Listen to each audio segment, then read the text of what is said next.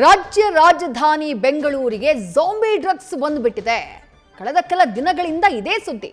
Social ಮೀಡಿಯಾದಲ್ಲಿ ಒಂದು ವಿಡಿಯೋನ ಇಟ್ಕೊಂಡು ದೇಶದಾದ್ಯಂತ ವಿಡಿಯೋನ ವೈರಲ್ ಮಾಡಲಾಗ್ತಾ ಇತ್ತು.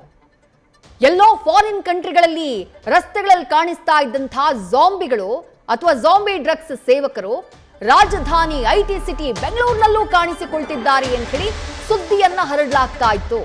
ಇದು ಸಹಜವಾಗಿ ಆತಂಕಕ್ಕೆ ಕಾರಣ ಆಗಿತ್ತು, ಭಯಕ್ಕೆ ಕಾರಣ ಆಗಿತ್ತು, ಕಳವಳಕ್ಕೆ ಕಾರಣ ಆಗಿತ್ತು. ಆದ್ರೆ ಬೆಂಗಳೂರಿಗೆ ಝಾಂಬಿ ಡ್ರಗ್ಸ್ ಬಂದಿಲ್ಲ.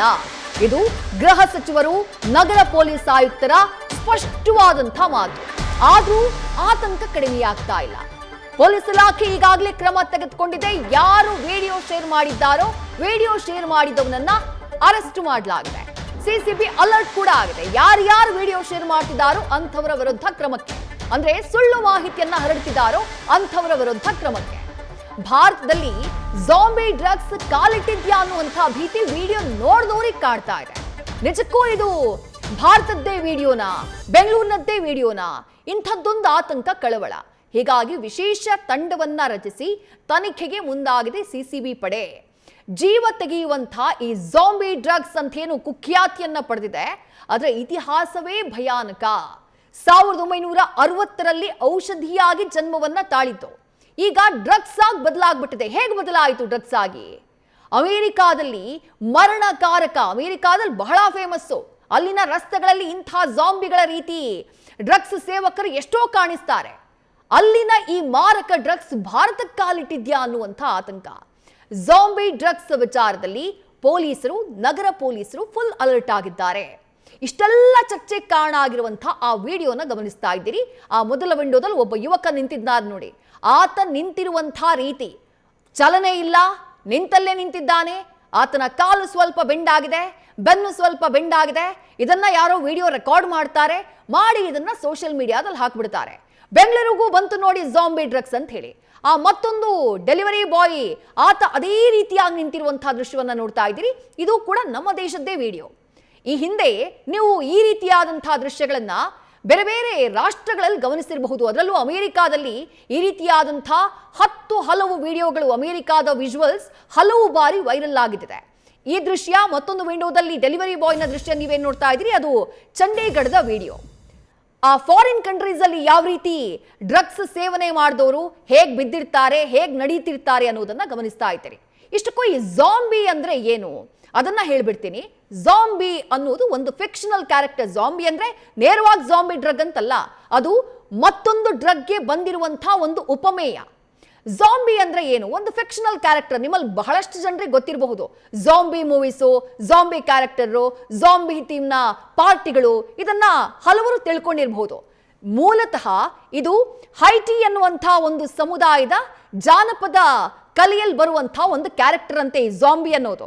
ಆದರೆ ಮಾಡರ್ನ್ ಈ ಸಿನಿಮಾಗಳಲ್ಲಿ ಅದನ್ನ ಬೇರೆ ರೀತಿಯಾಗಿ ಅದನ್ನ ಬಳಕೆ ಮಾಡ್ತಿದ್ದಾರೆ. ಹೇಗೆ ಅಂದ್ರೆ ಡೆಡ್ ಬಾಡಿ ಎದ್ದು ನಡೆಯೋದು.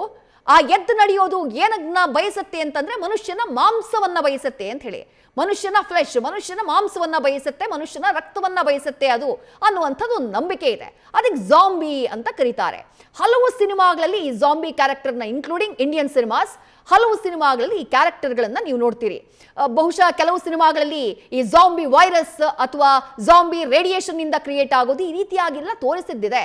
ಆದ್ರೆ ಅದೇ ರೀತಿ ನೋಡಿ, ಅದು ಹೇಗೆ ಕಾಣಿಸುತ್ತೋ ಅದೇ ರೀತಿ ಈ ವ್ಯಕ್ತಿ ಕೂಡ ನಿಂತಿದ್ದಾನೆ. ಹಾಗಾಗಿನೇ ಪ್ರಶ್ನೆ ಹುಟ್ಟಿದ್ದು. ಅದಕ್ಕೆ ಝಾಂಬಿ ಡ್ರಗ್ ಅನ್ನುವಂತಹ ಒಂದು ಹೆಸರು ಸದ್ಯ ಪ್ರಚಲಿತದಲ್ಲಿದೆ. ಅದೊಂದು ಝಾಂಬಿ ಡ್ರಗ್ಸ್ ಅಂತ ಹೇಳಿ ಈ ರೀತಿಯಾದಂತಹ ಚಲನೆ ಇರುವಂತಹ ವ್ಯಕ್ತಿಗಳು ಯಾರು ಡ್ರಗ್ಸ್ ಅನ್ನ ಸೇವನೆ ಮಾಡಿರ್ತಾರೋ ಅವರು ಈ ರೀತಿಯಾಗಿ ನಿಂತ್ರೆ, ಈ ರೀತಿಯಾದಂತಹ ವರ್ತನೆಯನ್ನ ತೋರಿದ್ರೆ ಅವರು ಝಾಂಬಿ ಡ್ರಗ್ಸ್ ಅನ್ನ ಸೇವನೆ ಮಾಡಿದ್ದಾರೆ ಅನ್ನುವಂತಹ ಒಂದು ಚರ್ಚೆ ಇದೆ. ಸದ್ಯ ಇದೇ ಝಾಂಬಿ ಡ್ರಗ್ಸ್ ಬಗ್ಗೆ ಬೆಂಗಳೂರಿನಲ್ಲಿ ಚರ್ಚೆಯಾಗ್ತಾ ಇರೋದು. ಅದಕ್ಕೆ ಕಾರಣ ಆಗಿದ್ದು ಇದು ಒಂದು ವಿಡಿಯೋ. ಆದ್ರೆ ಆ ವಿಡಿಯೋದಲ್ಲಿರುವಂತಹ ವ್ಯಕ್ತಿ, ಆತ ಡ್ರಗ್ಸ್ ಅನ್ನ, ಝಾಂಬಿ ಡ್ರಗ್ಸ್ ಅನ್ನ ಸೇವನೆ ಮಾಡಿರಲಿಲ್ಲ ಅನ್ನುವಂತಹ ಕ್ಲಾರಿಟಿಯನ್ನ ಈಗಾಗಲೇ ಸರ್ಕಾರ ನೀಡಿದೆ. ಹಾಗಾದ್ರೆ ಈ ಝಾಂಬಿ ಡ್ರಗ್ಸ್ ಅಂದ್ರೆ ಏನು, ಝಾಂಬಿ ಅಂದ್ರೆ ಏನು ಅಂತ ತಿಳ್ಕೊಂಡ್ರಿ. ಆ ಸಿನಿಮಾಗಳ ಕ್ಲಿಪ್ಪಿಂಗ್ ಅನ್ನ ಕೂಡ ಗಮನಿಸ್ತಾ ಇದ್ದಾರೆ. ಝಾಂಬಿ ಡ್ರಗ್ಸ್ ಅಂದ್ರೆ ಏನು? ವೈಜ್ಞಾನಿಕವಾಗಿ ಇದನ್ನ ಝೈಲೋಸಿನ್ ಅಥವಾ ಟ್ರ್ಯಾಂಕ್ ಅಂತ ಕರೆಯಲಾಗುತ್ತೆ. ಈ ಝೈಲೋಸಿನ್ ಅನ್ನೋದು ಪ್ರಾಣಿಗಳಿಗೆ ಬಳಸುವಂಥ ಅರವಳಿಕೆ ಔಷಧಿ. ಪ್ರಾಣಿಗಳಲ್ಲಿ ಬಳಕೆ ಮಾಡ್ತಾರೆ. ಸಾಮಾನ್ಯವಾಗಿ ಯಾವ ಪ್ರಾಣಿಗಳಿಗೆ? ದನಗಳು, ಕುದುರೆ ಅಥವಾ ಬೆಕ್ಕುಗಳಂಥ ಪ್ರಾಣಿಗಳಿಗೆ ಶಸ್ತ್ರಚಿಕಿತ್ಸೆಯನ್ನ ಮಾಡುವಂತಹ ಟೈಮ್ನಲ್ಲಿ ಈ ಝೈಲೋಸಿನ್ ಅನ್ನುವಂಥ ಡ್ರಗ್ಸ್ ಅನ್ನ ಬಳಕೆ ಮಾಡಲಾಗತ್ತೆ.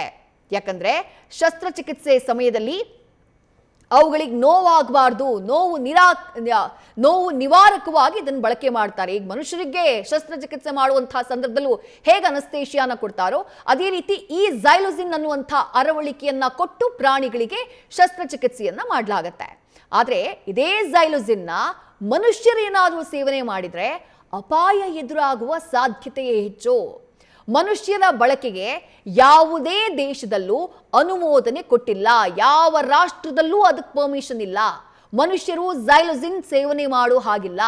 ಒಂದು ವೇಳೆ ಸೇವನೆ ಮಾಡಿದ್ರೆ ಮನುಷ್ಯರ ದೇಹದ ಮೇಲೆ ಅದು ಮಾರಣಾಂತಿಕವಾದಂಥ ಪ್ರಭಾವವನ್ನು ಬೀರುವ ಸಾಧ್ಯತೆ ಇದೆ. ಆದರೆ ಇತ್ತೀಚೆಗೆ ಮಾದಕ ವ್ಯಸನಿಗಳು ಈ ಝೈಲೋಸಿನ್ನೇ ಬಳಕೆ ಮಾಡೋದಕ್ಕೆ ಆರಂಭ ಮಾಡಿದ್ದಾರೆ. ಹೇಗೆ?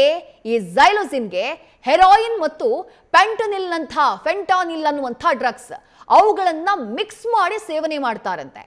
ಇತರ ಡ್ರಗ್ಸ್ಗಳ ಜೊತೆಗೆ ಈ ಝೈಲೋಸಿನ್ನ ಮಿಕ್ಸ್ ಮಾಡಿ ಸೇವನೆ ಮಾಡಿದ್ರೆ ಕಿಕ್ ಜಾಸ್ತಿ ಇರುತ್ತೆ ಅನ್ನೋದು ಅವ್ರ ನಂಬಿಕೆ.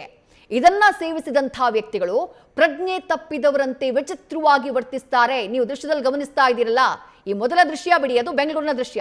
ಆ ಬೇರೆ ದೇಶಗಳ ದೃಶ್ಯಗಳನ್ನ ನೀವು ಗಮನಿಸಿದ್ರಲ್ಲ, ಯಾವ ರೀತಿ ರಸ್ತೆಗಳಲ್ಲಿ ಅವ್ರ ವರ್ತನೆ ಇರುತ್ತೆ ಅಂತ ಹೇಳಿ, ಥೇಟ್ ಅದೇ ರೀತಿ ಝಾಂಬಿಗಳ ರೀತಿ ಅವರು ವರ್ತನೆ ಮಾಡೋದಕ್ಕೆ ಶುರು ಮಾಡ್ತಾರೆ. ಆ ಕಾರಣಕ್ಕಾಗಿನೇ ಈ ಝೈಲೋಸಿನ್ ಡ್ರಗ್ಸ್ ಅನ್ನ ಬಳಸಿ ಅದಕ್ಕಿನ್ನೇನೋ ಡ್ರಗ್ಸ್ಗಳನ್ನ ಮಿಕ್ಸ್ ಮಾಡಿ ಅದನ್ನು ಬಳಕೆ ಮಾಡಿ ಸೇವನೆ ಮಾಡುವವರು ಮಾಡುವಂಥ ವರ್ತನೆ ಇದೆಯಲ್ಲ, ಆ ಕಾರಣಕ್ಕಾಗಿ ಈ ಝೈಲೋಸಿನ್ಗೆ ಝಾಂಬಿ ಡ್ರಗ್ ಅಂತ ಹೇಳಿ ಕರೀತಾರೆ. ನ್ಯೂಸ್ ಫಸ್ಟ್ ನಿರ್ಭೀತಿಯಿಂದ ನಿಮ್ಮ ಪರವಾಗಿ.